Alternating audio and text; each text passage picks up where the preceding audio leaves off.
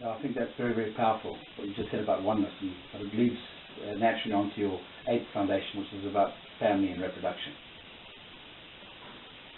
Well, the first thing that oneness does, I know we're going to talk about family and reproduction, is it says where the context is meant to come from. Reproduction should be birthed from a oneness community. We as humankind, if you like, we were birthed out of the ultimate oneness community. And actually, that's the best way for creation, and then for us, for procreation, as we call it. It's the best way for children to grow up, out of the context of a oneness relationship.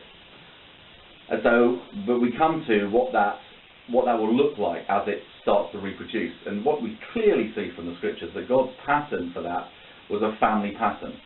It wasn't a formal pattern or a institutional pattern or an organisational pattern. Even those verses, which I know are often quoted about God does things decently in order. I remember an Anglican friend of mine saying, yes, but it's the order of the family, not of the factory. And so it may not necessarily be ordered. It just has an order of relationship. What is the order of a family? What it means is when God is looking at a community of his people, he's looking for, is there fathering taking place that represents his fathering? Is there mothering taking place that represents his desire that people live love?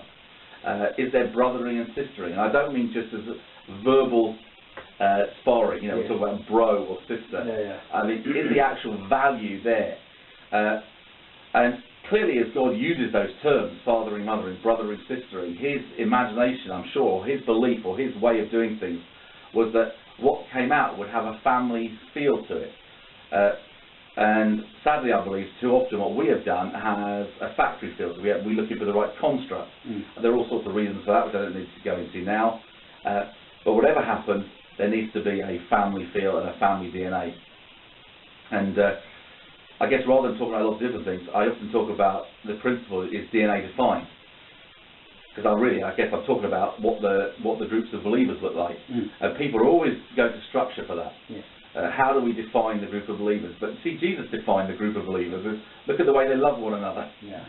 This is how you know they're my disciples. It's a DNA thing. They have a family relationship between them.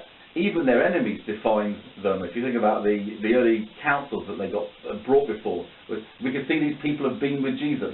In other words, it's not a life issue. Can we see the fruit of God in them? My family, we meet around the dinner table. But that's not who we are. It's the way we do stuff. What determines the family is I passionately love my children. I love my wife, I love my children, they love me, and it's the way we have life together, not the way we meet that defines us. And so both the definition of family and then the second thing is the definition of reproduction. It's as a principle is I believe that God in Scripture is clearly setting out a pattern whereby life multiplies, and whereby when the life is gone, the thing is meant to die. So much of what we've done in Western Christendom, in particular, and I guess in a lot of Eastern as well, but it's newer, is because we build forms and structures, and sadly we build from them, they actually are able to continue long after the life is gone. But a reproductive way, we're looking to disciple, we're looking to release the next generation, we're looking always that we're finding ways that people can take on the life cycle of what's happening, means that while it lives, it grows. That's how God designs things. And as soon as the life stops, it dies. So it's able to be cut away. That is God's essence. That's the way he does things. So reproduction is a key value for us all the time. Is there life emerged from this that's passing to others and they're going to life? God himself, he talks about being the God of Abraham, Isaac and Jacob. The generational thing, and it passes on life to life.